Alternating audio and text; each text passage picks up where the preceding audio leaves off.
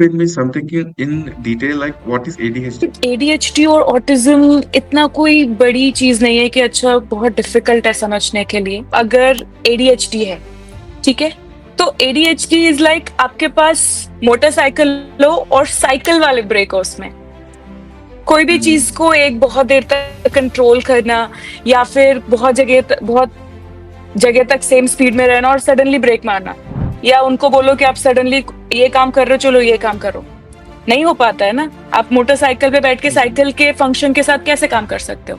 That is ADHD. आजकल क्या है कि काफी बच्चे जो है ना मोबाइल स्क्रीन देखते हैं या फिर टेक्नोलॉजी से ज्यादा इस हद तक वो अपनी लाइफ में टेक्नोलॉजी को यूज कर रहे हैं। स्पेशली अगर मोबाइल स्क्रीन की बात करें तो कहीं ना कहीं वो एक रीजन हो सकता है, या फिर इसके अलावा भी कुछ और रीजन है। कि अगर किसी बच्चे को एडीएचडी है और ऑटिज्म है तो उसको 2 से 3 साल के तक डिटेक्ट हो जाता है। 2 से 3 साल का बच्चा कितना ही फोन चलाएगा। एडीएचडी और ऑटिज्म अगर बच्चे को है और बच्चा बहुत टीवी देखता है, बहुत ज्यादा फोन चलाता है, तो वो जो ऑलरेडी उसको है वो वर्स हो सकती है। क्या थेरेपिस्ट से एडीएचडी और ऑटिज्म के बच्चे ट्रीट हो सकते हैं? नॉर्मल नहीं होते। बच्चों के पास ऑटोमेटिकली स्टबर्न फीलिंग आती है और पेरेंट्स इसको जिद्दी के रूप में लेके बच्चों को मारते हैं। अंडरस्टैंडिंग तो सबसे ज्यादा लेवल पे होनी चाहिए।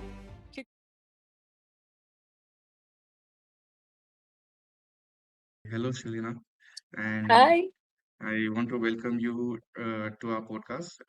And thank you for coming and thank you for giving the time.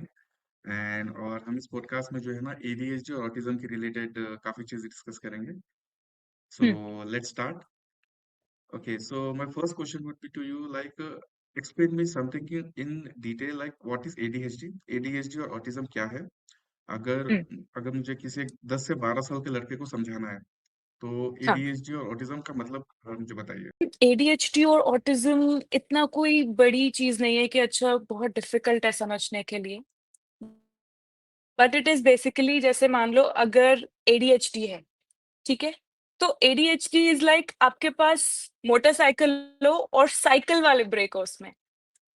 कोई भी हम्म चीज को एक बहुत देर तक कंट्रोल करना या फिर बहुत जगह तक सेम स्पीड में रहना और सडनली ब्रेक मारना, या उनको बोलो कि आप सडनली ये काम कर रहे हो, चलो ये काम करो, नहीं हो पाता है ना। आप मोटरसाइकिल पे बैठ के हम्म साइकिल के फंक्शन के साथ कैसे काम कर सकते हो?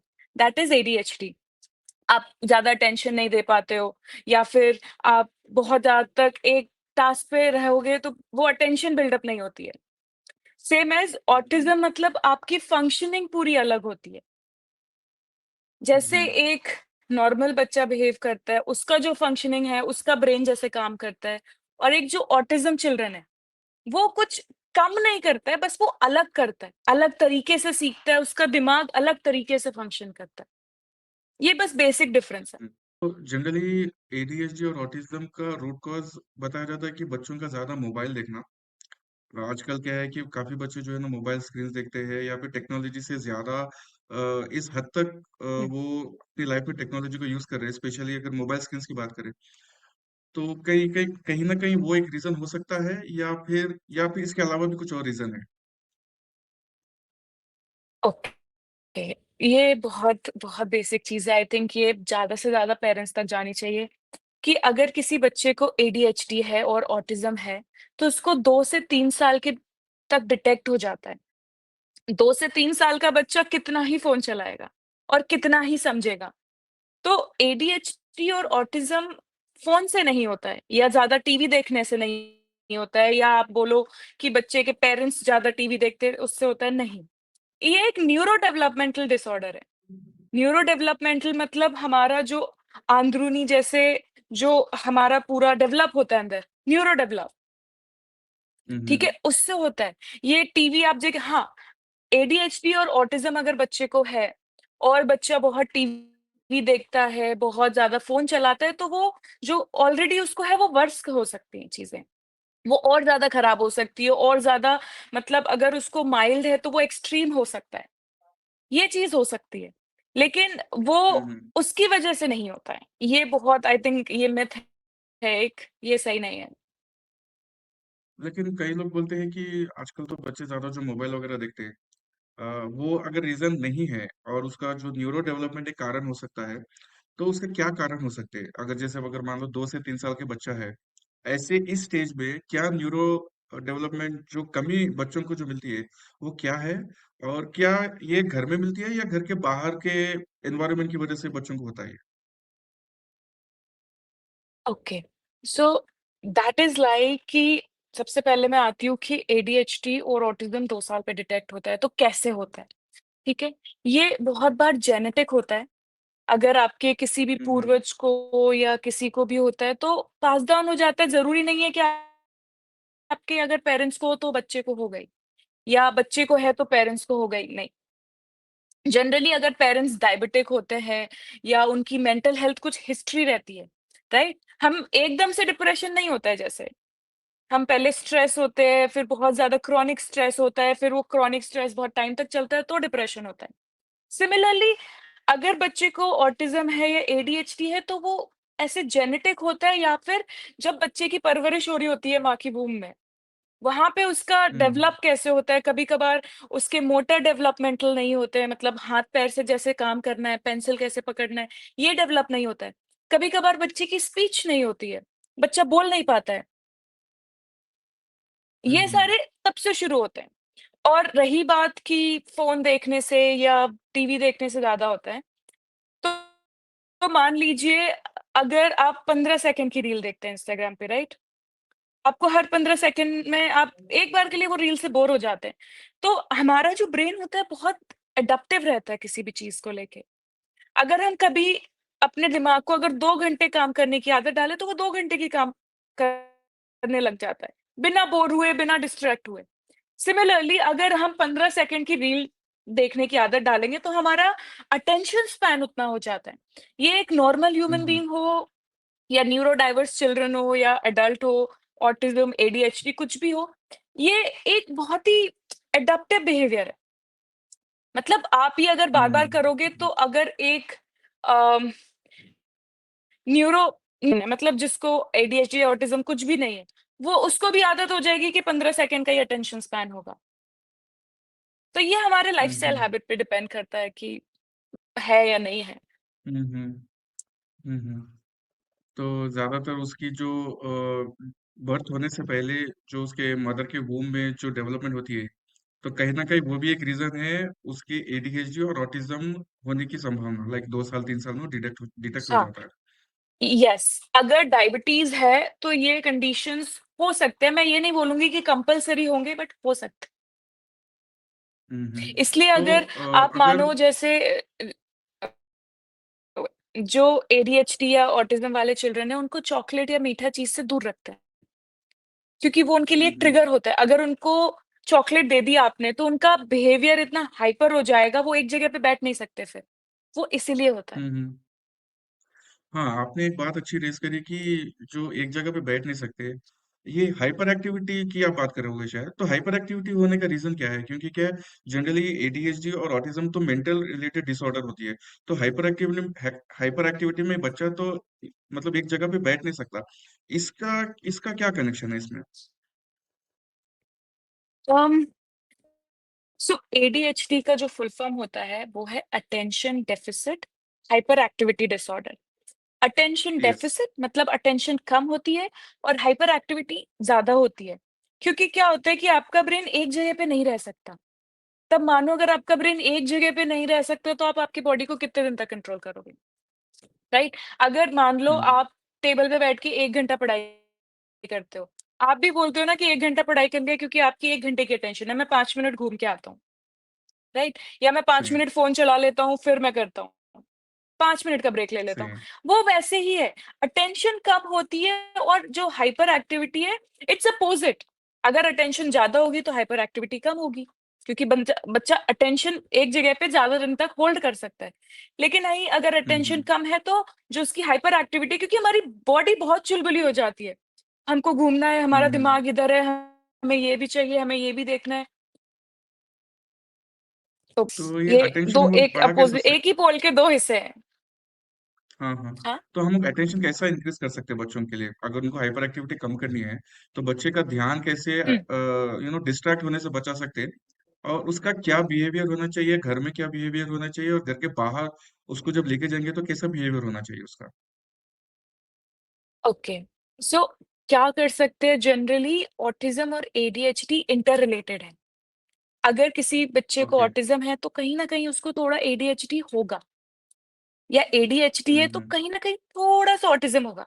डायग्नोज़ेबल नहीं बट कुछ सिम्पटम्स होंगे। हम्म। तो हम क्या कर सकते हैं हम्म। कि अगर घर पे है या अगर हम स्कूल में भी ये कर सकते हैं जनरली जो इंक्लूसिव स्कूल्स होते हैं, जहाँ पे हम्म। न्यूरोटिपिकल और न्यूरो डाइवर्स चिल्ड्रन दोनों होते हैं। मतलब एक जो नॉर्मल हम्म। बच्चा है और एक जो एडीएचडी और ऑटिज़्म के साथ बच्चा है। तो उनकी जो चेयर हम्म। होती है, दोनों साइड के जो पैर होते हैं, उसमें हम एक रस्सी बाँध सकते हैं। ना ऐसी हम्म। रस्सी जिससे पैर पे बच्चे को अफ़ेक्ट ना करे, मतलब छिले वगैरह नहीं, बट बच्चा उसपे पैर हम्म। फँसा ले पीछे, हम्म। हम्म। ठीक है? तो जब वो बच्चा पैर फँसाएगा, तो उनकी ना एक ऐसी सेंसरी नीड होती है, मतलब सेंस देखने की, सुनने की, फ़ील करने की। तो ये सेंसरी की वजह से भी जनरली बहुत हाइपर एक्टिविटी बढ़ जाती है ऐसे बच्चों में। तो हम्म। अगर आप वो पैर अगर बच्चा वहाँ पे पैर फँसा लेगा, तो जब-जब उसको ऐसे उठने का मन करेगा या उसका अटेंशन मतलब ब्रेक होगा, वो बच्चा वहाँ पे पैर रब करेगा और वहाँ पे वो थोड़ा शांत हो जाएगा, ठीक है? ये या फिर लॉन्ग टर्म में जो सर। हाँ जी, बताइए बताइए बताइए। ठीक है? Continue this is continue one please. One way. दूसरा जो हम्म। सीट होती है बच्चे की, वहाँ पे एक सेंसरी सपोर्ट सीट आती है। आपको अमेज़न पे या फ्लिपकार्ट पे ऐसे मिल जाएँगी, गूगल पे जनरली। आप वो सीट रख सकते हो उस बच्चे के लिए जब भी वो बैठता है ना पढ़ाई करने के लिए, क्योंकि हम्म। इसके मेजर सिम्पटम्स 12 इयर्स तक होते हैं, एडीएचडी या ऑटिज़्म के। हम्म। उसके बाद जैसे-जैसे बच्चा बड़ा होता है, वो अपने सिम्पटम्स सँभालने लगता है। कब उसको कंट्रोल करना है, कब ओके। नहीं करना है, जनरली एक वो सेंस डेवलप हो जाता है कि मैं क्या कर रहा हूँ। बट 12 साल तक वो नहीं होता है ओके। जब तक पेरेंट्स का पेरेंट्स की हेल्प लगती है। Like parents have to be calm, ठीक है? तो उस टाइम पे हम्म। ये सब चीज़ें कर सकते हैं। या फिर अगर आप घर की बात करें, तो घर में हमारे पास बहुत सारी दालें रहती हैं। राजमा हो गया, छोले हो गए, जिससे बच्चे को हर्ट ना हो। राजमा, दाल, छोले, चावल ये सब हो गया, उसको एक थाली में डाल के ना बच्चे को उसमें उनके हाथ ऐसे प्ले करें। तो वो जो हम्म। सेंसरी नीड पूरी होती है, सेंसरी मतलब हमारे सेंसेस की नीड पूरी होती है, उससे भी बच्चा काम डाउन होता है। हम्म। या फिर आपके पास अगर इतना टाइम नहीं है तो दीवाल पे जैसे खुरदुरी-खुरदुरी दीवालें रहती हैं, हाँ उसपे हाँ बच्चे का हाथ हाँ। थोड़ा-सा रब कर दें। ज़्यादा ज़ोर से नहीं, थोड़ा-सा रब करें कि बच्चे को फ़ील हो, हम्म। बच्चा उससे भी काम डाउन होता है। या ग्रास हो गया, नंगे पैर ग्रास पे चलवा दिया, सब हेल्प करता है। हम्म। ये एडीएचडी और ऑटिज्म से जो डिसऑर्डर है बच्चों को, उसके अलावा और क्या हुँ, डिसऑर्डर हो सकते हैं? इन दोनों के अलावा अगर मान लो किसी बच्चे को ऑटिज्म है, और जैसे आपने बताया कि कहीं ना कहीं हुँ। उसकी लाइफ में उसके ब्रेन में थोड़ा बहुत एडीएचडी का डिसऑर्डर हो सकता है, इन दोनों के अलावा और कुछ ऐसा है जो डिसऑर्डर जो उसके ऊपर इफेक्ट पड़ता है? अम ऐसा साथ में नहीं होता है जनरली एडीएचडी और ऑटिज़्म साथ में होता है। बट अगर over the time let's say अगर उनके पेरेंट्स ने अच्छे से ध्यान नहीं दिया, तो ऑटिज़्म या एडीएचडी बच्चे कम नहीं समझते हैं या फिर उनकी जो इंटेलिजेंस है कम नहीं होती है। ऐसा माना जाता है अगर बच्चे को एडीएचडी या ऑटिज़्म है, तो उनकी इंटेलिजेंस एक न्यूरोटिपिकल बच्चे से ज़्यादा है। वो भले ही आपकी तरफ देख नहीं रहे होंगे, हम्म। आपको लगेगा वो सुन नहीं रहे, लेकिन वो सब समझ रहे हैं। उनका आपके लिए देखना ज़रूरी नहीं है। ऑटिज़्म बच्चों में एक ये होता है कि ना वो आपको अगर आपने उनका नाम लिया वो नहीं सुनते हैं। मतलब वो रिएक्ट नहीं करते हैं। अगर आपने जैसे मैं शलीना हूँ, मुझे ऑटिज़्म है, आपने बोला अगर शलीना तो मैं शायद से ना सुनूँ। ये कोई मतलब ऐसे कमी नहीं है। ये जनरली उनको वो रिएक्शन आता नहीं है या फिर आपके साथ आई कॉन्टैक्ट नहीं करेंगे। ऑटिज़्म में ये चीज़ बहुत मतलब दैट इज़ हाउ आप देख सकते हो कि बच्चे को ऑटिज़्म है या एडीएचडी है। आपने मुझसे पूछा था ना कि कैसे पता लगेगा? तो ये एक हम्म। बहुत एक फीचर होता है ऑटिज़्म बच्चे का कि बच्चा आपको ना जनरली 2 साल तक, 2.5 साल तक बच्चा आप अगर उसका नाम लो तो आप सुनता है वो, देखता है आपकी तरफ अगर आपने बुलाया। बट एक ऑटिस्टिक हम्म। किड नहीं देखेगा। आपने अगर उसको नाम से बुलाया या आपके साथ आई कॉन्टैक्ट नहीं करेगा, ठीक है? तो ये ओवर ओके। द टाइम जैसे बच्चा बड़ा होता है, तो एक जनरल एंग्जायटी डेवलप हो सकती है, जनरल एंग्जायटी डिसऑर्डर 12 साल के बाद। क्योंकि आप मान लो आप एक ग्रुप में हो जहाँ पे सब एक तरीके से फंक्शन कर रहे हो और आप थोड़ा अलग कर रहे हो। जिस बात से किसी को बुरा नहीं लग रहा है, आपको बुरा लग रहा है। आप किसी को 1 बार बोलोगे, 2 बार बोलोगे और दूसरी बार बोलेगा, "अरे! आप तो बहुत इमोशनल" है ना? आपको तो छोटी-छोटी बातों हम्म। में बुरा लग जाता है, ऐसे कैसे चलेगा? तो ये इसलिए होता है क्योंकि ना ऑटिस्टिक किड्स बहुत सेंसिटिव होते हैं, इमोशंस को लेके। बहुत जल्दी उनको बुरा लग जाता है, बहुत हम्म। जल्दी वो खुश भी हो जाते हैं, बहुत जल्दी उनकी अटेंशन डाइवर्ट हो जाती है। तो अगर सोसाइटी में ये चीज़ अभी भी अंडरस्टैंड करना बहुत इम्पोर्टेंट है कि कोई डिफरेंट, कोई अलग या एलियन नहीं है। बस इनका जो मैकेनिज़्म है वो हमसे थोड़ा डिफरेंट है। General anxiety disorder is very common. Post traumatic stress disorder is common because अगर सपोज़ उनके पेरेंट्स अंडरस्टैंडिंग नहीं है या वो अच्छे से उनको समझ नहीं पा रहे हैं या बहुत स्ट्रिक्ट पेरेंटिंग है। मतलब ये करना है तो करना है, ऐसे करना है तो करना है क्योंकि पेरेंट्स का भी अवेयर होना बहुत ज़रूरी है कि एडीएचडी और ऑटिज़्म क्या होता है। और अगर उन्हें नहीं पता है, मान लो आपका बच्चा 4th स्टैंडर्ड में है, पेरेंट्स को नहीं पता है कि उसको एडीएचडी है। बच्चा होमवर्क नहीं कर पा रहा, पेरेंट्स को लगेगा अरे बदतमीज़ है, शैतानी कर रहा है, ध्यान नहीं दे रहा है पढ़ाई पे। बट पेरेंट्स ये नहीं सोचेंगे कि हाँ, उसको एडीएचडी भी हो सकता है, इसलिए उसकी अटेंशन उतने टाइम तक नहीं रह रही है, इसलिए शायद नहीं कर पा रहे।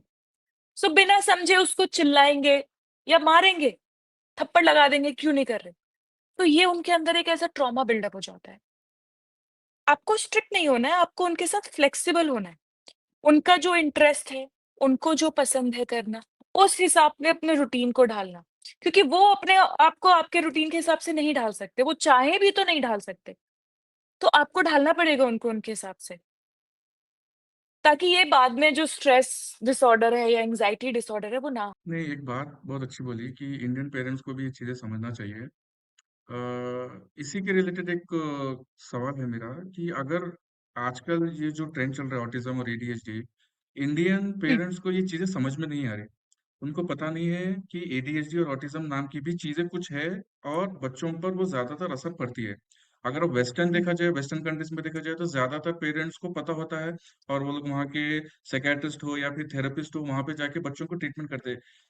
क्योंकि ये नई चीज़ है, इंडियन पेरेंट्स को समझना चाहिए इसमें पेरेंट्स को क्या रूल्स फॉलो करने चाहिए, बच्चों को कैसा ध्यान रखना चाहिए, क्योंकि इंडिया देसी पेरेंट्स को पता नहीं होता है कि ऑटिज्म और एडीएचडी क्या है। इन लेमैन टर्म्स उनको लगता है कि अरे बच्चा नहीं समझ रहा है तो और बच्चा होमवर्क नहीं कर रहा है तो जैसे आपने पता बच्चा जिद्दी है, नॉटी हो गया, शैतानी कर रहा है। और एक एक लेवल क्रॉस होती है तो बच्चे को कोई बोलता है कि चलो मंदिर जाके इस मंदिर में जाके आओ, यहाँ पे मंदिर जाके आओ, बच्चा शायद सुनेगा। आजकल लोगों को भी क्या थोड़ा ट्रेडिशनल वे में क्या माँ बाप बच्चे थोड़ा ज्यादा मंदिर की तरफ जाते हैं या फिर किसी के किसी के थॉट प्रोसेस में जाते हैं कि चलो ये पूजा करने पर अच्छा होगा, वो पूजा करने पर अच्छा होगा। क्योंकि साइंस इस हुँ। चीजों से कम्प्लीटली अलग है, क्योंकि ये ट्रेडिशनल वे है, ये उनका विश्वास है और ये जो है ना साइकोलॉजी बिहेवियर है, डिसऑर्डर है जो बच्चों को एक अलग लेवल पे लेके जा रहा है। तो पेरेंट्स को आप क्या गाइडलाइन देना चाहेंगी कि उनको जब ये वीडियो देखेंगे उनको पता चलेगा कि ठीक है हमें भी अपने बच्चों को ये चेकलिस्ट देखना चाहिए कि मेरा बच्चा क्या ये फॉलो कर रहा है या दूसरी चीज फॉलो कर रहा है, तीसरी चीज फॉलो कर रहा है। अगर ये चीजें फॉलो कर रहा है तो मेरा बच्चा एडीएचडी या ऑटिज्म रिलेटेड प्रॉब्लम नहीं है।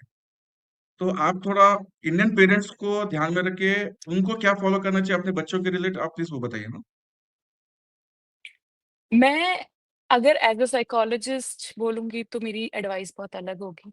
बट मैंने एज़ अ पेरेंटिंग कोच अभी तक मैं ओवर 70 प्लस पेरेंट्स को मिल चुकी हूँ इन सब चीज़ों से रिलेटेड। एडीएचडी बच्चों के पेरेंट्स को, ऑटिस्टिक किड्स के बच्चों को, डिस्लेक्सिया, डिस्ग्राफिया के पेरेंट्स को।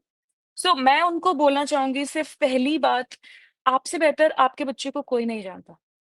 ना वो साइकियाट्रिस्ट, ना वो डॉक्टर, ना वो दादी या उनके दादाजी या नाना-नानी, ना पड़ोसी, कोई नहीं। आपके बच्चे को आप सबसे अच्छे से जानते हो। तो सबसे पहला स्टेप जो पेरेंट्स का रहेगा या होना चाहिए इज़ अपने बच्चे पे चिल्लाने को छोड़ के आप अपने बच्चे को समझिए कि ये एक नखरा है या एक एक्चुअल में उससे नहीं हो पा रहा है। कई पेरेंट्स को लगता है कि अच्छा ठीक है अगर कई बार बच्चों सिर्फ अटेंशन के लिए कुछ चीज़ें कर रहे हैं क्योंकि सब आजकल वर्किंग पेरेंट्स हैं तो पेरेंट्स अटेंशन नहीं देते हैं। तो बच्चा जानबूझ के नहीं करेगा कि इस बहाने चलो मेरे माँ-बाप मुझसे थोड़ी बात तो करेंगे। This is one of the lacking things जो आई थिंक हाउसहोल्ड्स में बहुत ज़्यादा लैक करती है, क्योंकि लाइफ़स्टाइल बढ़ चुकी है, उतना पैसा चाहिए घर चलाने के लिए, और जो थेरेपी है एक्सपेंसिव भी है, चीप भी है, लेकिन एक थेरेपिस्ट जैसे अपना टाइम करता है, हफ्ते में 1 सेशन, 2 सेशन, तो वो उनका इलाज सस्ता नहीं है। मैं बहुत ऑनेस्टली ये बात बोलूँगी, सस्ता नहीं है, ठीक है? उनकी स्पीच थेरेपी चल रही है, ऑक्यूपेशनल थेरेपी चल रही है। सो ऑक्यूपेशनल थेरेपी देते हैं बच्चों के मोटर डेवलपमेंट के लिए। उनके हाथ, पैर, बॉडी एक अच्छे तरीके से काम कर सकें। वो जो डेली हैबिट्स है, बटन लगाना, खुद कपड़े पहनना, नहाना, तो इन सब में उनको ट्रेनिंग चाहिए होती है। उनको ये सब चीज़ें नहीं आती है, जो डे टू डे एक्टिविटीज़ बहुत होती है कि खाना खुद से खाना, क्या सब्ज़ी खाना, कैसे खाना, चम्मच से खाना कि हाथ से खाना, तो ये सब उनको सिखाना पड़ता है। तो ये थेरेपीज़ सस्ती नहीं है, ये महँगी होती है। और एक आम आदमी के लिए जो अपना घर कैसे तो चला रहा है, अगर उसको पता चले कि एडीएचडी है या ऑटिज़्म है, तो उसके लिए ये ऊपरी खर्चा बहुत ज़्यादा हो जाता है। तो अब वो घर पे खाना लेके आए या बच्चे को एडीएचडी या ऑटिज़्म का ट्रीटमेंट करवाए। तो मैं ये बात समझ सकती हूँ। लेकिन इसका इलाज आप घर पे नहीं कर सकते, बट इसको आप मैनेज घर पे कर सकते हो। उनके साथ आप रोल प्ले कर सकते हो। जैसे मान लो डॉक्टर हो गया या बच्चा हो गया, आप उनके साथ छोटा-सा रोल प्ले करो, या आप उनको सिखाओ कि अगर जैसे मान लो मामा घर पे आने वाले हैं, तो आप उनके साथ उसके पहले एक रोल प्ले कर लो कि मैं मामा हूँ, आप बेटा हो, अगर मामा आएँगे तो आप कैसे बिहेव करोगे? ताकि वो भी उस चीज़ के लिए प्रिपेयर रहें कि जब मामा आएँगे तो मुझे ऐसे बिहेव करना है। आप उनके साथ एक्टिविटीज़ कर सकते हो, क्विज़ेज़ खेल सकते हो। ठीक है? आप डांस कर सकते हो, कुछ भी आर्ट थेरेपी कर सकते हो, आर्ट या पेंट, कलर्स के साथ खेल सकते हो। बहुत बच्चों को ना कलरिंग करना बहुत पसंद होता है, एडीएचडी या ऑटिज़्म। आप उनके साथ ये सब कर सकते हो, आप उनके साथ फुटबॉल, बास्केटबॉल, कुछ भी ग्राउंड स्पोर्ट्स एक्टिविटी कर सकते हो। ये सब बहुत हेल्प करता है घर में। आप पहले उनके साथ खेलो, फिर आप उनके साथ रहो। आपका साथ उनके लिए बहुत मैटर करता है, बहुत ज़्यादा। आज अगर सोसाइटी के बच्चे नहीं खेल रहे उनके साथ, लेकिन आप खेल रहे हो, वो आगे चल के आपकी आपसे इस चीज़ के लिए बहुत शुक्रिया करेंगे। क्योंकि जब कोई उनके साथ नहीं आ रहा था, आप थे उनके साथ, और ये उनका कॉन्फिडेंस लेवल बहुत ज़्यादा बढ़ाएगा। क्योंकि एक ताज्जुब-सी बात है कि मैं अलग हूँ, तो मैं अपने आप को वीक समझूँगा, है ना? अगर कोई चीज़ अलग है, तो हम समझते हैं कि हाँ, मेबी इसमें इतना दम नहीं है या कमज़ोर है। बट कमज़ोर नहीं है, अलग है। ये चीज़ समझनी बहुत ज़रूरी है कि बच्चा एक अलग तरीके से उसका दिमाग फ़ंक्शन कर रहा है, तो उसको अलग चीज़ें लगेंगी। आप भले ही एक न्यूरोटिपिकल को एक बार बात बोलो, वो समझ जाएगा, आपको इनको भले ही 4 बार बोलनी पड़े। तो वो पेशेंस पेरेंट्स में बहुत ज़रूरी है। अगर पेरेंट्स में वो पेशेंस नहीं रहेगा, तो बच्चे के जो सिम्पटम्स है और ट्रिगर हो जाएँगे। लेकिन आप उनसे प्यार से बात करके, छोटे-छोटे सोशल सेटिंग्स में जाके, अब मान लो आप बच्चे को किसी फंक्शन में लेके गए। अगर बच्चा हाइपर हो गया, इसका मतलब वो कंफर्टेबल नहीं है वहाँ पे। अगर वो बहुत चिल्लाने लगा, रोने लगा, मतलब बच्चा कंफर्टेबल नहीं है। अगर मान लो आपने कोई चीज़ अलग कर दी, आप सडनली बोल रहे हो आज तो गाँव जाना है, बच्चा कंफर्टेबल नहीं है क्योंकि उसको आपने बताया ही नहीं पहले। बच्चों को पहले बताना पड़ेगा कि अच्छा ठीक है, हम कल गाँव जाने वाले हैं, ताकि उन्हें मेंटली प्रिपेयर कर सकें हम। और इस टाइम पे जब ऐसे होता है, तो इंस्टेड ऑफ आप उनको रिएक्ट करो, गुस्सा करो, उनको बोलो कि हाँ, मैं समझती हूँ कि हम क्योंकि दूसरी जगह जा रहे हैं, आपको अच्छा नहीं लग रहा है, मैं समझ सकती हूँ। बेटा स्टॉप क्राइंग। वो बच्चा समझेगा और सुनेगा और रुकेगा।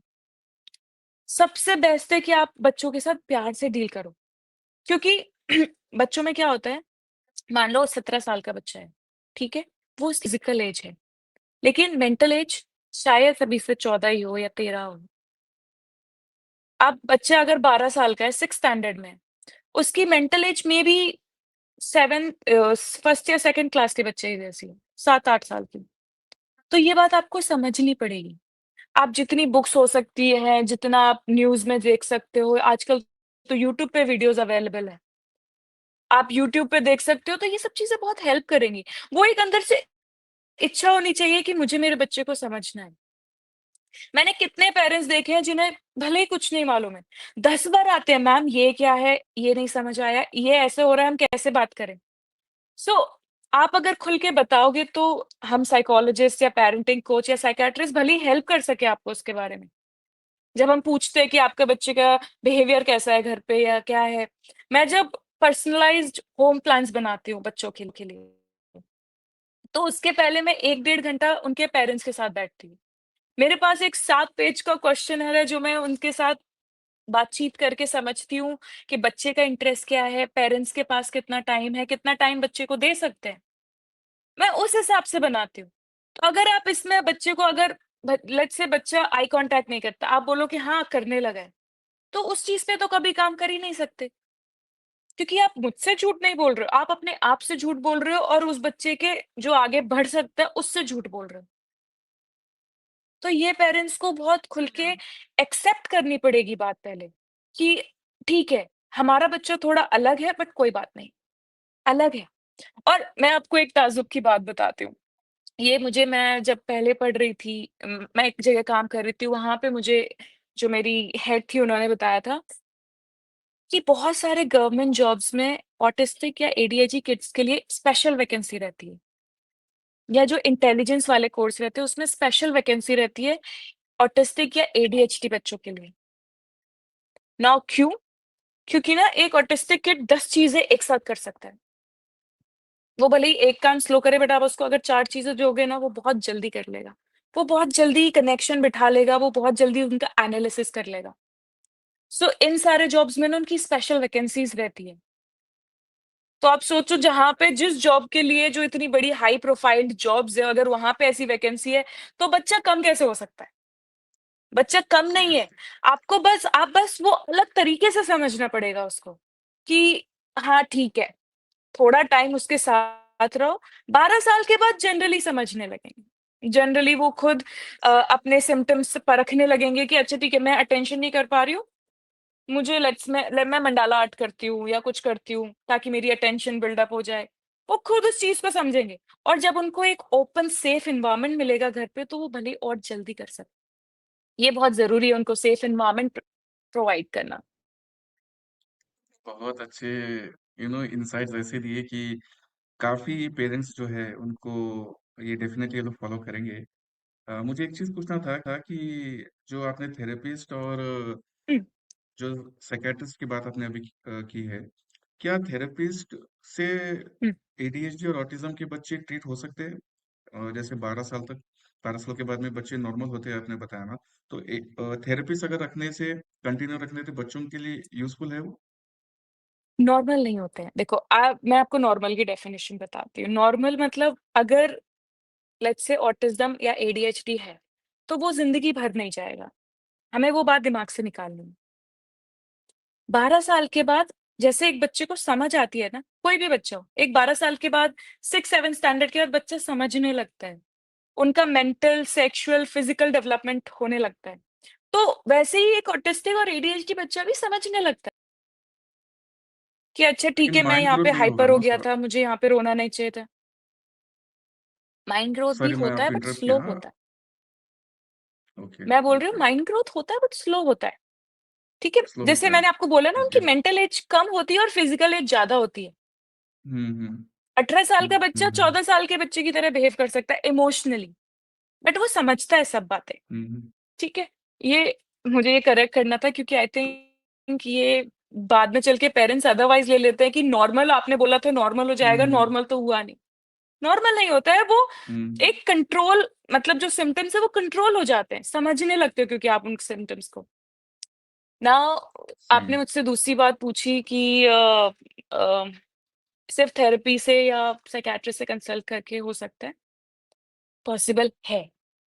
बहुत बार अगर एक हुँ, हुँ। अंडरस्टैंडिंग पेरेंट्स हो और थेरेपी हो, अलग-अलग तरीके की थेरेपी, बिहेवियरल थेरेपी जहाँ पे आप बच्चे के बिहेवियर पे काम करो, स्पीच थेरेपी जहाँ पे आप बच्चे की बोलचाल पे काम करो, ऑक्यूपेशनल थेरेपी जहाँ पे आप बच्चे के मोटर डेवलपमेंटल पे काम करो।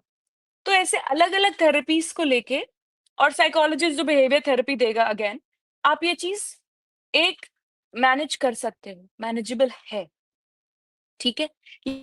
लेकिन वो एक एडीएचडी या ऑटिस्टिक किड के सिम्पटम पे भी डिपेंड करता है। अगर वो बहुत एक्सट्रीम है, माइल्ड भी हो सकता है तो वो मैनेजेबल है।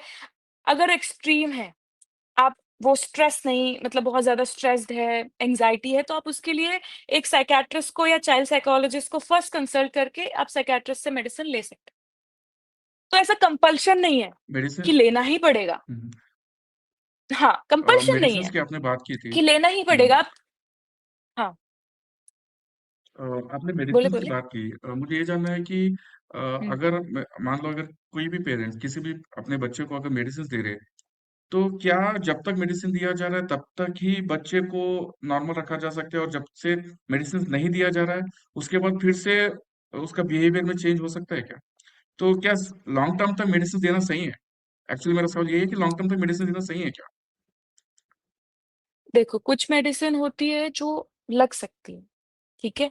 इमोशनल अगर आपको इमोशंस मैनेज नहीं हो रहे क्योंकि आप बहुत सेंसिटिव हो, तो आप ले सकते हो।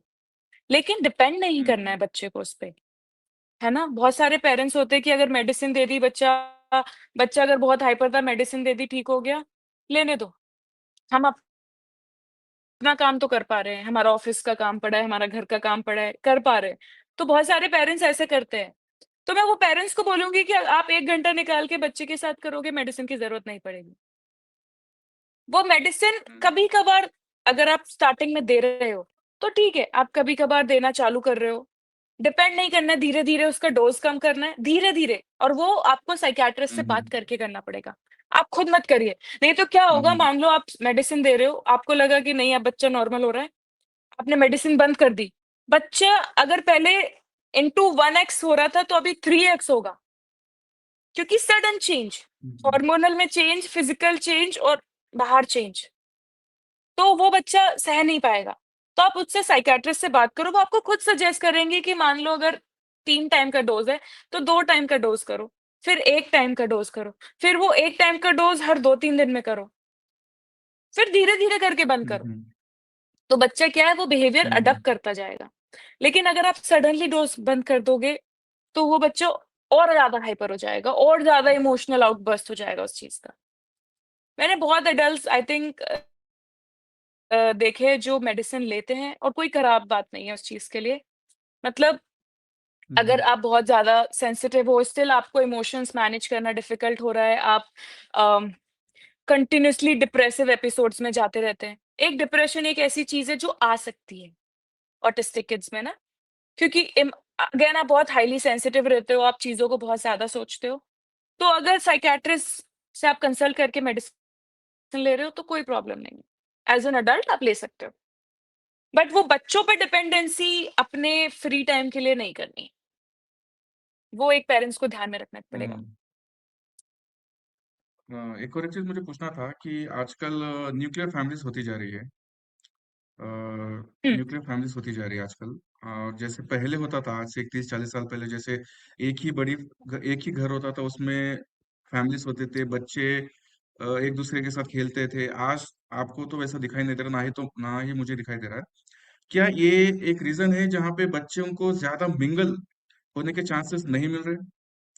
क्योंकि अगर आप एक स्टैटिस्टिक के हिसाब से देखा जाए तो आज से 30 साल या 40 साल पहले पहले क्या है, जॉइंट फैमिलीज हुआ करते थे, आज न्यूक्लियर फैमिलीज हो रही है। बच्चे उतना मिंगल नहीं हो रहे हैं। बच्चे जैसे हुँ, पहले मिट्टी में खेलते थे, पहले जैसे पानी में भीगते थे, और जिस तरीके से पहले का बचपन हुआ करता था, आज वैसा नहीं हो रहा। तो क्या ये भी एक रीजन है, जो न्यूक्लियर फैमिलीज होने की वजह से, ऐसे माँ बाप के सामने जो बच्चे होते हैं उनको किसी भी तरह की फिजिकल एक्टिविटी खेलने का मौका नहीं दिया जा रहा? और आजकल तो ऐसे केसेस है जहाँ पे पेरेंट्स ओवर रेस्ट्रिक्टिव भी हो जा रहे हैं, कि बच्चों को अगर कहीं भी भिजाना है तो उसको रोक देते, कि बच्चा वहां नहीं जाना, गिर जाओगे, पानी भीगना मत, तबीयत खराब हो जाएगी। क्योंकि ये पहले नहीं होता था। पहले क्या है, बच्चे दिन दिन भर हुँ। बाहर खेलते थे, जैसे अगर वेकेशन आ गया।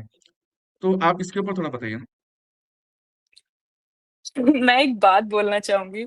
आई थिंक आपके कुछ फॉलोअर्स इससे थोड़ा-सा ऑफेंड हो जाएँ। बट आप मानो जो हमारी परवरिश कैसे हुई है, हम मिट्टी में खेल के बड़े हुए हैं, है ना?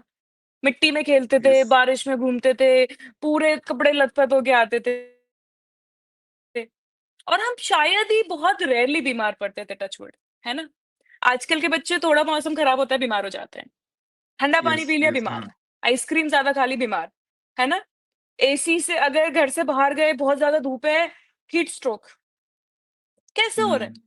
है? ये ये एक पहले नहीं हुआ जेनेटिकली था बाबा। प्रूवन आई थिंक साइंस ने ये प हाँ, ये साइंस ने प्रूव किया है क्योंकि पहले क्योंकि हम बहुत ज़्यादा अपने ग्राउंड से कनेक्टेड थे, तो हमारा इम्यून सिस्टम भी वैसे स्ट्रॉन्ग होता था। आजकल 100 एलर्जी हो गई है, पालक से एलर्जी है, मशरूम से एलर्जी है, ये सर्टेन पेपर से एलर्जी है। पहले के सब खाते थे, क्योंकि इम्यून सिस्टम उतना स्ट्रॉन्ग हुआ करता था कि वो कुछ भी झेल सकता था, बट आज वैसा नहीं है। तो आई थिंक न्यूक्लियर फैमिली में क्या होता है, पहली चीज़ प पेरेंट्स के पास टाइम बहुत कम होता है। मॉम-डैड जनरली वर्किंग होते हैं, बच्चे के पास या तो यस मेड रहती है या शैडो टीचर रहती है। आई थिंक यस अगर न्यूक्लियर करेक्ट। पेरेंट्स को अगर टाइम नहीं है, तो वो एक शैडो टीचर हायर कर सकते हैं। शैडो टीचर एक बहुत बेसिक लेवल पे स्किल्ड होते हैं, एक न्यूरो डाइवर्स चिल्ड्रन के साथ डील करने के लिए। उनके आउटबर्स्ट को कैसे हैंडल करना है, उनके हाइपर बिहेवियर को कैसे हैंडल करना है, उनके टैंट्रम्स को कैसे झेलना है, उनके स्टबर्ननेस को कैसे झेलना है। एक शैडो टीचर को आता है, लेकिन आप उसका मैंने देखा है बहुत बार, पेरेंट्स क्या होते हैं उनके पास टाइम नहीं है शैडो टीचर ढूँढने का या वो सैलरी ज़्यादा माँग रही है, वो उनकी मेड को ही बोलते हैं बच्चे को सँभालो। और फिर बोलते यस हैं कि यस हमारे पास और उनको शैडो टीचर बोलते हैं, क्योंकि बच्चे को सँभाल रही है और फिर बोलते हैं कि हमारा बच्चा बढ़ नहीं रहा, हमारे बच्चे के सिम्पटम्स ठीक नहीं हो रहे, हमारे बच्चे का अम बिहेवियर डेवलप नहीं हो रहा, मोटर डेवलपमेंट नहीं हो रहा। कैसे होगा? वो मेड को खाना बनाना आता है, घर का काम करना आता है, लॉन्ड्री फ़ोल्ड करना आता है। उस बच्चे को ये नहीं पता है कि सही। एक एडीएचडी जिस बच्चे को है, अगर उसकी अटेंशन ब्रेक हुई, तो वो अटेंशन वापस कैसे लानी है? एक शैडो टीचर जो एग्जैक्टली ट्रेन्ड है, यस। उसको पता है ना? तो अगर आप न्यूक्लियर यस फैमिली हो और आप ये अगर आपके पास टाइम नहीं है, this is one of the best ways. और आप जित सोशल इंटरैक्शन यस, बहुत कम रहता है क्योंकि जब कंप्लीट फैमिली रहती है, जॉइंट फैमिली रहती है, तो बच्चे के पास इंटरैक्शन बहुत होता है। मामा के साथ जाके बात कर सकता है, दादी से बात कर सकता है यस या कज़िन से बात कर सकता है। लेकिन अब न्यूक्लियर फैमिली में वो इंटरैक्शन नहीं है। लेकिन पेरेंट्स को ये एक स्टेप लेना पड़ेगा अगर वो न्यूक्लियर है, फ्लैट्स में रह रहे हैं, उनके आस-पास के बच्चों से धीरे-धीरे करके उनका इंटरैक्शन बढ़वाएँ। एक एक तरफ से नहीं। आप पहले उनके साथ एक सोलो डेट करें, फिर एक बच्चे को ऐड करें, उनके साथ खेलें, फिर एक और बच्चे को ऐड करें, क्योंकि वो दूसरे बच्चे को भी समझना पड़ेगा कि हर बार सेम रिएक्शन नहीं आएगा। तो यस वो सामने सही है। वाला बच्चा हम मान लो अगर आपका बच्चा एक 7th क्लास में है, सामने वाला 7th क्लास में, उनका डेवलपमेंट बहुत अलग-अलग होगा। वो 7th क्लास का बच्चा कैसे रिएक्ट करेगा और जो मोटर डेवलपमेंट होगा, वो भले ही एक न्यूरो डाइवर्स बच्चे का ना हो। तो ये बात भी वो पेरेंट्स को एक अवेयरनेस के साथ समझा के उस बच्चे को करना पड़ेगा, नहीं तो वो अगेन बहुत स्ट्रेस और बहुत ट्रॉमेटिक हो जाएगा। क्योंकि सोसाइटी में बच्चे होते हैं जनरली मिंगल नहीं होते हैं। I will also address this. वो सोसाइटी में जल्दी मिंगल नहीं होते हैं। अगर मान लो क्रिकेट खेल रहे हैं तो बच्चे को नहीं खिलाते हैं, कि नहीं तू ध्यान नहीं देता, नहीं तू बॉल नहीं पकड़ता, नहीं तू भाग नहीं पाता, मैं नहीं खिलाऊँगा, ये नहीं करूँगा, नहीं इसके साथ नहीं घूमेंगे, ये स्लो है ना? बच्चों में तो बच्चों को क्या पता? बच्चे बहुत ईज़िली बोल देते हैं ये सारी बातें और नहीं मिंगल होते। तो वहाँ पे पेरेंट्स को वो टाइम निकालना पड़ेगा वो इंटरैक्शन के लिए, तभी बच्चे का कम्युनिकेशन बढ़ेगा। वरना कम्युनिकेशन बहुत कम हो जाएगा, बच्चा बोलेगा ही नहीं, फिर उसका स्पीच थेरेपी नहीं, कम्युनिकेशन स्किल्स में इश्यू है। अगर बच्चे को लगा एक बार कि आप इंटरेस्टेड नहीं हो उनसे जानने के लिए या उससे बात करने के लिए, वो आपसे बात नहीं करेगा। Stubborn behaviour again. तो मेरा नेक्स्ट क्वेश्चन ये है शलीना कि जो बच्चे स्टबर्न हैं, जैसे आपने बताया कि बच्चों के पास ऑटोमेटिकली स्टबर्न फीलिंग आती है और पेरेंट्स इसको जिद्दी हुँ, के रूप में लेके बच्चों को मारते हैं और उनको एक माइक्रो मैनेजमेंट जैसा लेवल पे लाते हैं। जैसे अगर बच्चा कोई बात सुना नहीं, फॉर एग्जाम्पल हाँ, जैसे उसको पढ़ने के लिए बोला गया हुँ, वो नहीं पढ़ रहा, माँ बाप को तो लगता है कि बच्चा हुँ, जिद्दी हो गया, बात नहीं सुन रहा है। दोनों में से माँ और बाप मतलब माँ और पिता में दोनों में क्या होता है कि एक का थोड़ा लाड़ ज्यादा होता है बच्चों में, एक अफेक्शन होता है और दूसरा जो है ना पार्टनर थोड़ा स्ट्रिक्ट हुँ, होता है। तो ऐसे सिचुएशन में कैसा हाँ, घर का एनवायरनमेंट होना चाहिए? क्योंकि क्या होता है कि जो ज्यादा स्ट्रिक्ट है बच्चा तो उसके पास ऑब्वियसली जाएगा नहीं। ठीक है, जैसे अगर फादर है, फादर स्ट्रिक्ट है तो बच्चा तो जाएगा नहीं। माँ थोड़ा अफेक्शन होती है तो माँ उतना ज्यादा देख नहीं सकती कि बच्चा किसी भी प्रॉब्लम हो। तो ऐसे सिचुएशन में घर का माहौल कैसा होना चाहिए, अंडरस्टैंडिंग कैसा होना चाहिए, क्या क्या चीजें या फिर हैबिट्स की अगर मैं बात करूँ तो क्या चेंज करना चाहिए उसमें? अंडरस्टैंडिंग तो सबसे ज़्यादा लेवल पे होनी चाहिए, क्योंकि उसके बिना तो फिर कहीं पे हम जा ही नहीं सकते, ठीक है? So understanding is a must. उसके बाद क्या कर सकते हैं, मान लो अगर बच्चा स्टबर्न है, मुझे ये टॉय चाहिए ही, बच्चे ने कहीं देख लिया, मुझे पसंद आ गया, मुझे चाहिए ही। तो उसमें हम डिलेड ग्रैटिफिकेशन प्रैक्टिस कर सकते हैं ना। डिलेड ग्रैटिफिकेशन क्या होता है? मान लो ये फ़ोन है, ठीक है? बच्चे ने बोला मुझे अभी चाहिए। मैं इतना बड़ा हो गई हूँ, मैं एक ऑब्जेक्ट की बात कर रही हूँ, कुछ भी ऑब्जेक्ट ले लो आप, टॉय ले लो। तो बोलो ठीक है, नहीं मैं दिवाली पे दिलाऊँगी। नहीं मैं आपको 1 महीने अगर आपने ऐसा बिहेवियर शो किया, 1 महीने के बाद दिलाऊँगी। क्योंकि बच्चे को फिर लगता है कि हाँ, मुझे मिल जाएगा 1 महीने के बाद, और उसके बाद फिर आप चेंज कर सकते हो, नहीं भी कर सकते हो। और रही बात ये अंडरस्टैंड करने की कि एक बच्चा जैसे स्टबर्न है, टैंट्रम शो कर रहा है, अनकम्फर्टेबल हो गया है। मैंने जैसे बोला ना कि चेंज सडनली नहीं होता है। तो उसपे क्या करना है आपको? आपको पहले तो एक्नॉलेज करनी है वो फीलिंग कि हाँ, मैं समझती हूँ, मैं समझता हूँ कि आपको बुरा लगा, आपको अच्छा नहीं लगा, और स्लोली बच्चे की डाइवर्स कर दो। बट आपको पता है वो सॉन्ग कितना अच्छा था, आपने सुना है? तो बच्चा ये जो आप सडन चेंज करोगे ना, बच्चे को रियलाइज़ नहीं होगा, और उससे क्या होगा, उसका मूड भी शिफ्ट हो जाएगा। तो ये आप घर में पेरेंट्स, बड़े मतलब दादी-दादा जो भी हैं, पापा हैं, इवन अगर एल्डर सिस्टर्स या ब्रदर्स हैं, वो भी प्रैक्टिस कर सकते हैं, कि अगर मान लो उनका छोटा भाई है जिसको ऑटिज़्म है और वो ऐसे करता है, स्टबर्न बिहेव कर रहा है, या फिर बहुत ज़्यादा ही नहीं समझ रहा है बातों को, तो स्लोली उनके साथ बैठो, बात करो, उनके वे में कम्युनिकेट करो। अगर उनकी कम्युनिकेशन है जब वो पेंट करते, ड्रॉ करते, तो उनके साथ बोलो लेट्स पेंट। उनको पेंट करो और पेंट करते-करते बातें करो। आप उनसे बहुत ज़्यादा चीज़ें कम्युनिकेट कर सकते हो जो आप ऐसे डायरेक्ट कम्युनिकेट नहीं कर पाओ। मुझे एक ना वो कम्युनिकेशन पैटर्न उनके हिसाब से चेंज करना इज़ इम्पोर्टेंट। मुझे ना डाइट के बारे में थोड़ा पूछना था चलिए ना, कि एडीएचडी ऑटिज्म ये जो बच्चों के लिए क्या चीजें डाइट में शामिल होनी चाहिए और क्या चीजें हैं जो अवॉइड करनी चाहिए, इसके बारे में बताइए ना। सो डाइट से related I think sugary products is a big no no, big no no. उनको आप चॉकलेट्स मत दो। कोई भी अगर शुगर वाला प्रोडक्ट्स है मत दो। उनसे उनका हाइपर बिहेवियर ट्रिगर ही होगा। आपने अगर एक बच्चे को चॉकलेट दे दी, वो नहीं बैठेगा, एटलीस्ट आधा घंटा 45 मिनट्स नहीं बैठेगा। फिर आप उनको ब्लेम मत करो कि वो एक जगह पे नहीं बैठ रहे हैं। आपने चॉकलेट दी, आप लेकिन प्रोटीन्स हो गए, फाइबर्स हो गए, कार्बोहाइड्रेट्स हो गए, नट्स, पल्सेस, ड्राई फ्रूट्स आप उनको खिला सकते हो। इवन आप अगर उन्हें फिर स्पाइसी फूड पसंद है, आप दे सकते हो। उनको ना ज़्यादा आपने अभी टेक्सचर्ड फ्रूट्स की फूड बात। पसंद नहीं होता है बहुत ना, हम्म। मतलब जैसे आप छोले हो गए जो थोड़े सॉरी। हार्ड रहते हैं, तो आपको ना हाँ जी, हाँ जी। उनको वो प्रेफ़र करना पड़ेगा कि उन बच्चे की कैसे पाएँ, हम्म। कि कहीं बहुत सारे बच्चों को ना एकदम खिचड़ी जैसा खाना पसंद रहता है, तो आप उनको वैसे दो। कई बच्चों को हम्म। खिचड़ी बिल्कुल पसंद नहीं आएगी, लेकिन वो जो हार्ड खाना है, रोटी हो गई, उनको वो पसंद आएगा, आप हम्म। वो दो। तो वो आपको समझना पड़ेगा कि आपके बच्चे को कैसा खाना पसंद है, लेकिन सब बच्चों के लिए शुगर इज़ अ नो। जो भी प्रोसेस्ड शुगर आप है, चॉकलेट्स हैं, डेज़र्ट्स हैं, नो। आपने जो अभी शुगर की बात की, अगर मैं नेचुरल शुगर देना चाहूंगा, अगर मान लो कोई पेरेंट्स है, नेचुरल शुगर जैसे गुड़ हो गया, या फिर कोई ऐसी चीज होगी जो स्वीटनेस इम्प्रूव करेगा बट उसमें कैलोरीज नहीं है, क्योंकि white sugar is not good for health, right? तो गुड़ दे सकते हैं क्या उसमें? मीठा होता गुड़ गुड़ भी देना नहीं है ना? चाहिए? ओके, नहीं मीठा मतलब वो होता है, नेचुरल फॉर्म में आता है ना। वो उनका एक हाइपर बिहेवियर ट्रिगर होगा। नहीं, उनका हाइपर बिहेवियर ट्रिगर करेगा। जो अच्छा। भी, ओके। लेकिन जैसे मान लो गुड सेहत के लिए अच्छा होता है, तो आप कभी-कभार दे सकते हो। जैसे हफ्ते में 2 बार, 3 बार दे सकते हो। लेकिन प्रोसेस्ड शुगर बिल्कुल नहीं। जितना आप उनको नेचुरल फूड खिला सकते हो, उतना उनको हैबिट डालो।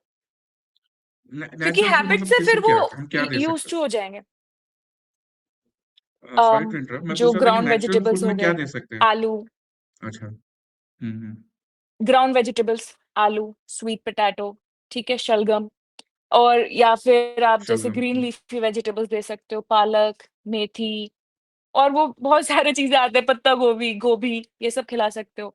हुँ, देन ड्राई फ्रूट्स हो गए, नट्स हो गए, दालें हो गई। हुँ, हुँ, उनको ना हुँ, हुँ, कलरफुल जितना आप खिलाओगे वो उतना हैप्पी होंगे। मान लो एक बच्चे की प्लेट में आपको रेड, येलो बेल पेपर्स दिख रहे हैं, है ना? ग्रीन हुँ, कलर की हुँ, ब्रोकोली दिख रही है, व्हाइट कलर के छोले दिख रहे हैं, एग व्हाइट कलर का दिख रहा है ना? तो अगर आप उनकी प्लेट जितनी हुँ, हुँ, कलरफुल बनाओगे वो उतना अच्छे से खाना खाएँगे।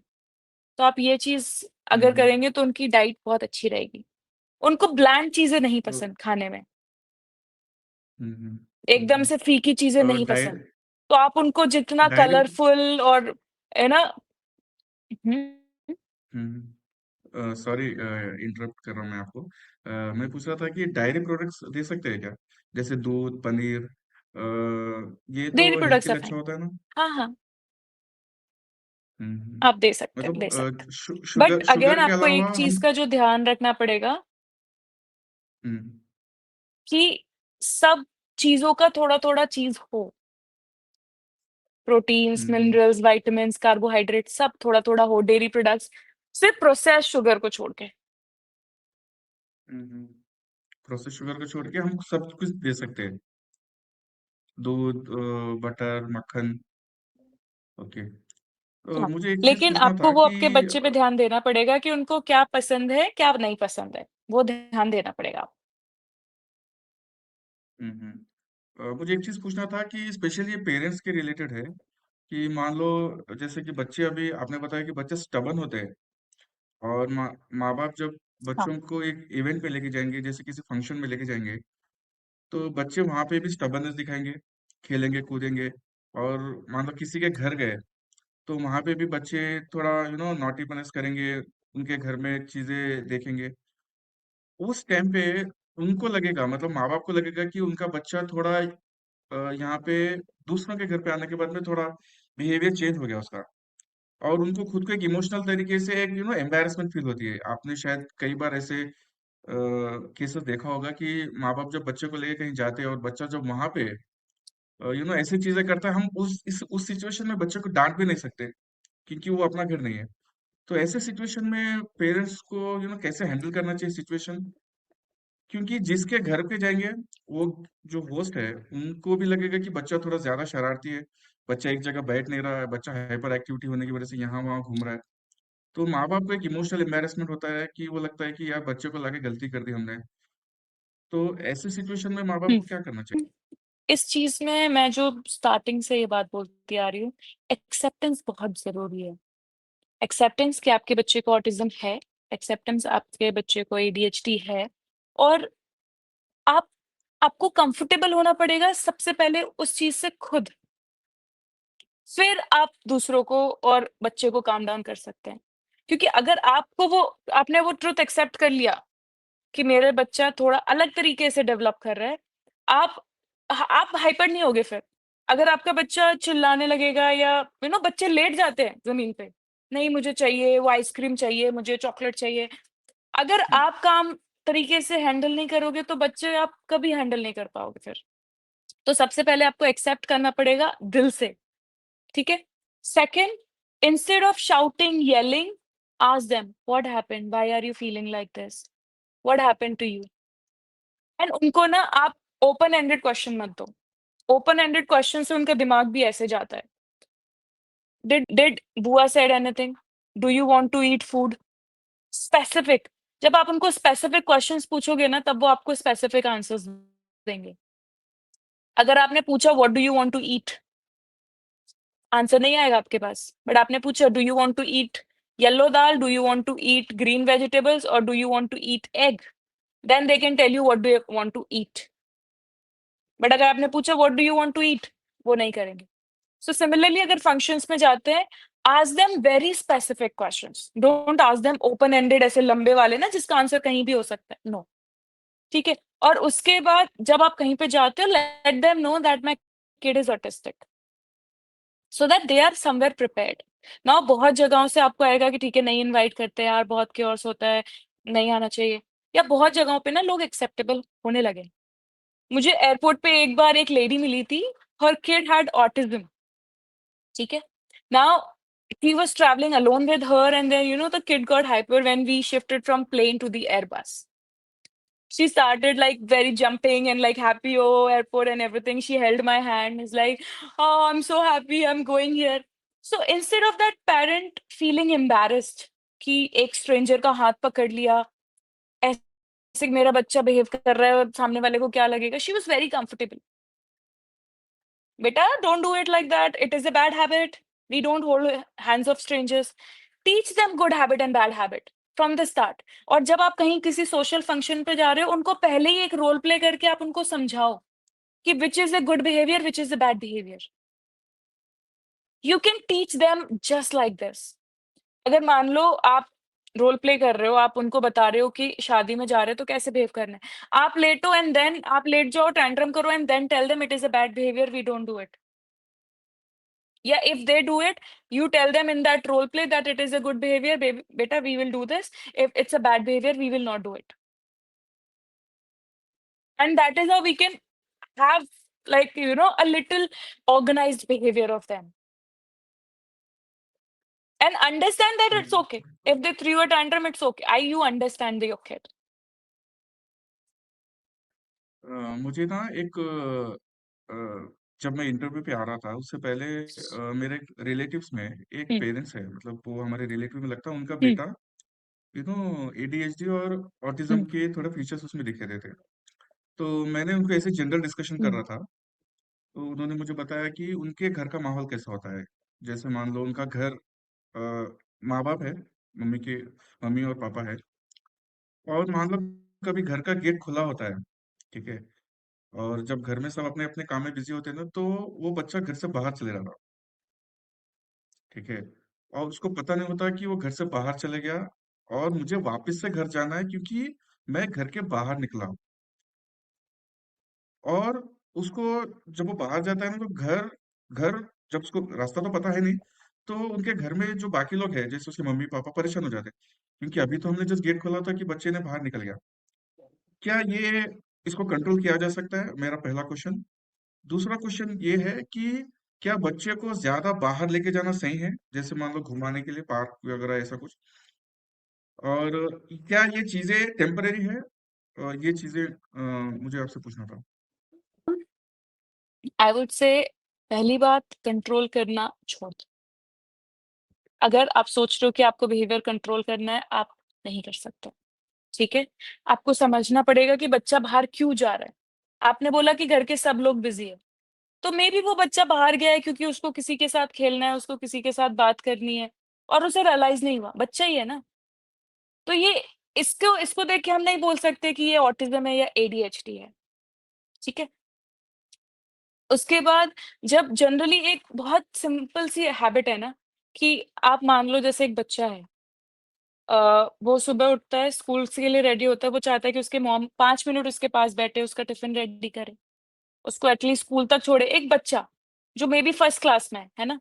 उसके बाद स्कूल लेने आए, स्कूल के बाद उसके बाद बैठे। अब जो वर्किंग पेरेंट्स हैं जिनके पास टाइम नहीं है, आपने बोला सब बिज़ी है, तो वो बच्चा ना ऐसी-ऐसी हरकतें करेगा ताकि वो पेरेंट्स का अटेंशन गेन कर सके।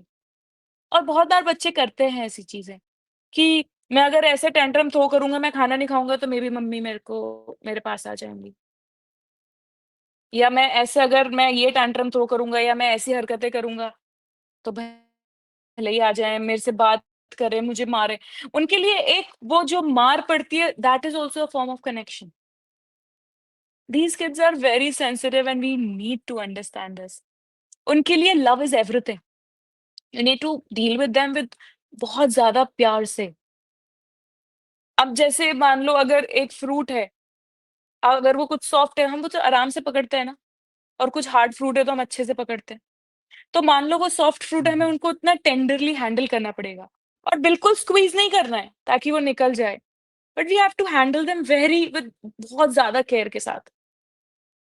और ये सब बिहेवियर जैसे आप बोल रहे हैं कि बाहर जाना, उनको एक चीज़ बहुत अच्छे से समझती है, गुड बिहेवियर, बैड बिहेवियर। तो व्हेनेवर जब आपको उनको समझाना है कि कोई चीज़ सही है, आप उन्हें बोलो this is a good thing, this is a good behaviour, this is a good habit. जब उनको लगता है, आपको लगता है कि नहीं ये बच्चा डेवलप नहीं करना चाहिए, ये कंटिन्यू बिहेवियर नहीं करना चाहिए, it's a bad behaviour. Tell them as many times as you need to, it's a bad behaviour. आपको उनके ऊपर चिल्लाना नहीं था, इट्स अ बैड बिहेवियर। आप उन बिना परमिशन के उनके रूम में नहीं जा सकते, बैड बिहेवियर। आप स्ट्रेंजर की चीज़ नहीं ले सकते, bad behaviour. But you can go and politely ask them. जो आप ये रोल प्ले करते हो उनके साथ, आर्ट वर्क जो उनके साथ करते हो जब आप उनसे बातें करते हो, या फिर आप क्विज़ेज़ करते हो या कोई गेम खेलते हो उनके साथ, है ना? देयर आर बहुत सारे गेम्स हैं, बहुत सारे रोल प्लेज़ हैं जो हम पर्सनलाइज़्ड प्लान्स में इन्वॉल्व करते हैं। हर बच्चे के हिसाब से, उनके हिसाब से हम वो प्लान बनाते हैं। तो ये जो सारी एक्टिविटीज़ हैं, ये एक्टिविटीज़ के थ्रू आप उनका बिहेवियर डेवलप कर सकते हो। आप बता सकते हो कि अच्छा ठीक है, ये बिहेवियर, अगर मान लो किसी को अटेंशन डेवलप करनी है, ठीक है? बच्चा अटेंशन नहीं देता है, अगर नाम से बुलाया, बहुत 6th स्टैंडर्ड में आ गया फिर भी, तो आप उनको उस तरीके के बिहेवियर हम उन्हें प्रोवाइड करते हैं। अगर मान लो कोई बच्चा सोशल सेटिंग बिहेवियर नहीं, बहुत चिल्लाने लगता है, जैसे ही बाहर गए लेट जाता है रोड पे या ऐसे, तो आप उनके लिए हम अलग एक्टिविटीज़ करते हैं ताकि उनको ये बिहेवियर समझे, है ना? एंड रिजल्ट कंट्रोल कैसे करना है वो पेरेंट्स के हाथ में है, और वो बच्चा करेगा। तो वो बच्चे से कैसे करवाना है, देयर इज़ अ वे। उसके बाद येस, आपको उनको वैकेशंस पे लेके जाना चाहिए, बाहर घुमाने के लिए लेना चाहिए, सोशल सेटिंग्स में लेके जाना चाहिए ताकि उनको वो एक थोड़ा एक्सपोज़र मिले। बट जाने से पहले आपको उनको मेंटली प्रिपेयर करना चाहिए कि हम ना आज यहाँ जाएँगे, are you okay with it? और do you want to go to some other restaurant? Do you want to go to some other place? Show them pictures of the place, show them people, जैसे जब वहाँ पे खड़े हैं, कैसे है, क्या है? ताकि वो बिहेवियर उनके लिए कोई स्ट्रेंज या नया ना हो। क्योंकि उनके लिए हर एक नई चीज़ एक डेंजर की तरह है। उनको लगता है खतरा है, ये अलग है, ये खतरा है। तो वो बहुत अनकंफर्टेबल हो जाते हैं, फिर वो टैंट्रम्स, स्टबर्ननेस और बहुत ज़्यादा हाइपर हो जाते हैं, सिर्फ़ इसी वज़ह से क्योंकि उनको लगता है इट्स डेंजरस। तो उनको अगर आप पहले से बता के चलोगे तो उनका बिहेवियर उतना हाइपर नहीं होगा। मुझे ये यस। जानना था कि जो एडीएचडी और ऑटिज्म के जो बच्चे हैं उनको स्पेशल स्कूलिंग में भेजा जाता है। हुँ, क्या स्पेशल स्कूलिंग में भेजना सही है हाँ। या फिर एकेडमिक स्कूल्स जो नॉर्मल स्कूल है वहाँ पे भेजना सही है? I think inclusive schools better है। लेकिन अगर अच्छा। आपके बच्चे को, अगेन सिम्पटम्स के ऊपर डिपेंड करता है। अगर बहुत एक्सट्रीम सिम्पटम्स हैं, तो आप उनको पहले स्पेशल स्कूल में डालिए। वहाँ से थोड़ा बिहेवियर जब मतलब मैनेजेबल हो जाए, तब उनको इंक्लूसिव स्कूल में करिए। क्योंकि they are very eager to copy. तो हम्म, अगर मान लिए इंक्लूसिव स्कूल में है, वो उन बच्चों के साथ पढ़ लिख रहे हैं, खेल रहे हैं, जो बिल्कुल न्यूरोटिपिकल हैं। नॉर्मल बिहेवियर है उन बच्चों का, खेलते हैं, घर नीचे उतरते हैं, ऊपर जाते हैं, तो वो वही बिहेवियर कॉपी करने लगेंगे। तो आई थिंक सीबीएसई ने ये रूल बनाया है नया कि all the CBSE school needs to have a certain number of attendance of neuro diverse children in the school. मतलब they can take admissions. Every class can have 3 to 4 children. तो that is a मेरा actually very next good सवाल यही था। Step by government. Yes, yes, actually क्या मेरा यही सवाल था क्योंकि there academic is schools very में गुड। जनरली जो हाँ, प्रिंसिपल्स है ना वो ऐसे बच्चों को लेने से मना करते हैं।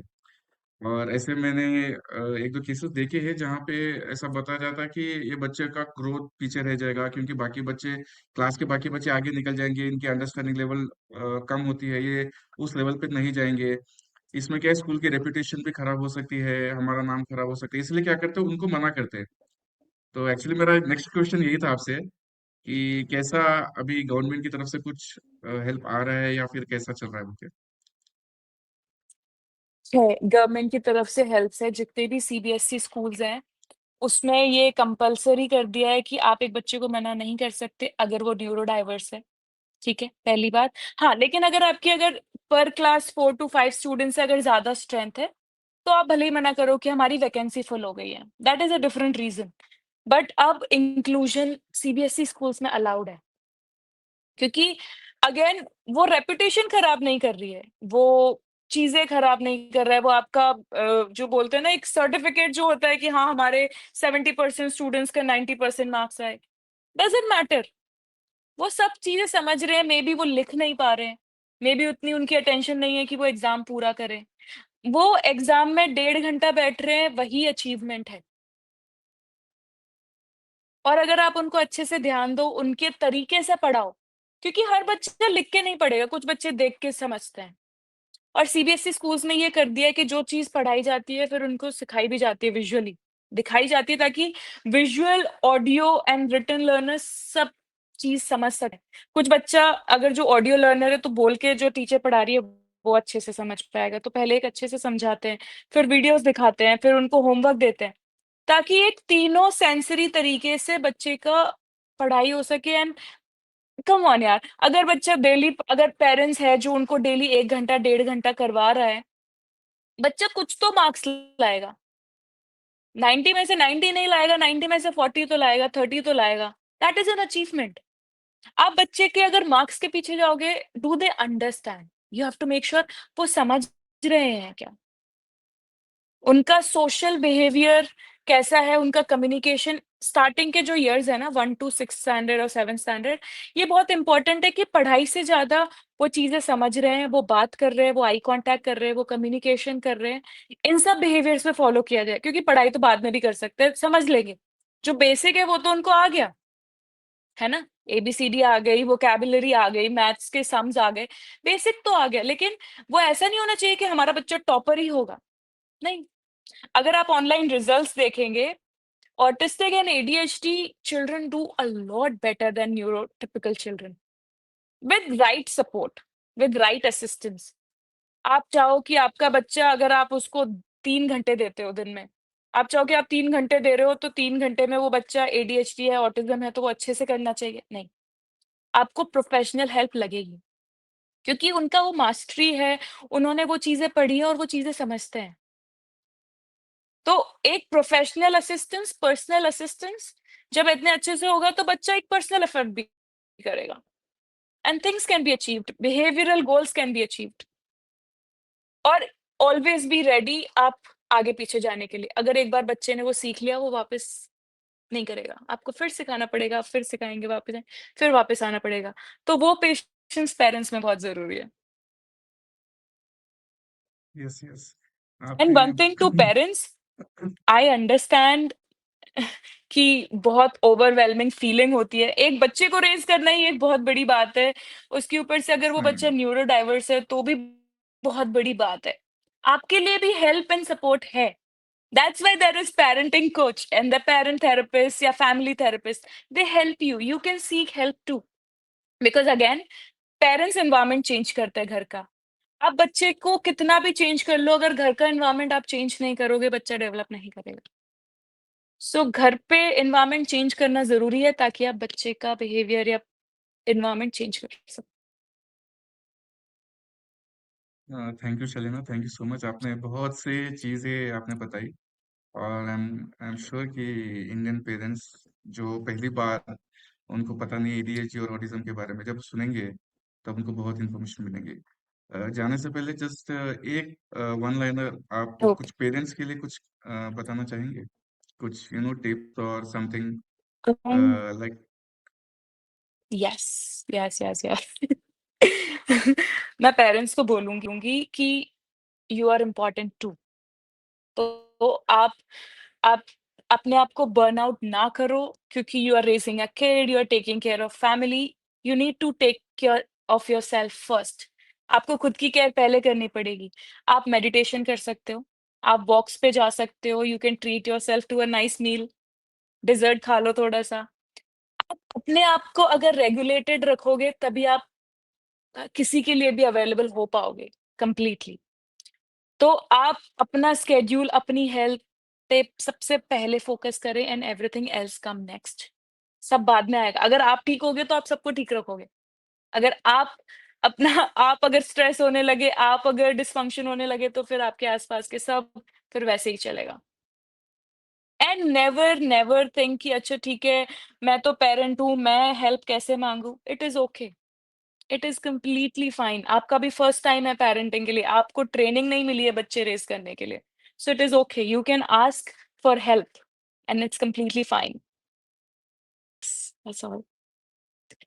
थैंक यू शलीना, आपने आपने बहुत अच्छी चीज़ बताई एंड आई एम श्योर कि आपकी बात काफ़ी पेरेंट्स फॉलो करेंगे। तो हम लोग इस पॉडकास्ट इंटरव्यू को यहीं पर एंड करते हैं and thank you so much for joining. ठीक है, have a great day. Thank you so much Hitesh for inviting me. I am glad अगर मैं पेरेंट्स तक पहुँच पाती हूँ या उनकी किसी भी तरीके से हेल्प कर पाती हूँ। मेरा यही मोटो है आई थिंक इस लाइफ में कि मैं ज़्यादा से ज़्यादा पेरेंट्स को रीच आउट कर सकूँ, ज़्यादा से ज़्यादा उनको हेल्प कर सकूँ, किसी भी तरीके से। आइदर वो उनके बच्चे के सिम्पटम्स कैसे करना है। I think at therapy for us इसलिए हम होम प्लान्स डेवलप करते हैं क्योंकि पेरेंट्स के पास टाइम नहीं है कि वो हर हफ्ते 1 घंटे, 2 घंटे की थेरेपी के लिए आ सकें। बट वो घर पे काम कर सकते हैं या फिर बहुत बार हमारे पास उनके लिए प्लान्स है कि जिस तरीके से ना वो रीच आउट कर सकते हैं हमारे पास कि ओके ठीक है हमारे फाइनेंशियल इश्यूज़ ऐसे-ऐसे हैं। They can be open with us and we are open to discussions for all kind of problems and help in any case we can. And we help the children and the parent both. So you both can keep regulated and stay happy. Thank you so That's much all. Shalina, thank you so much for giving all the information. Okay.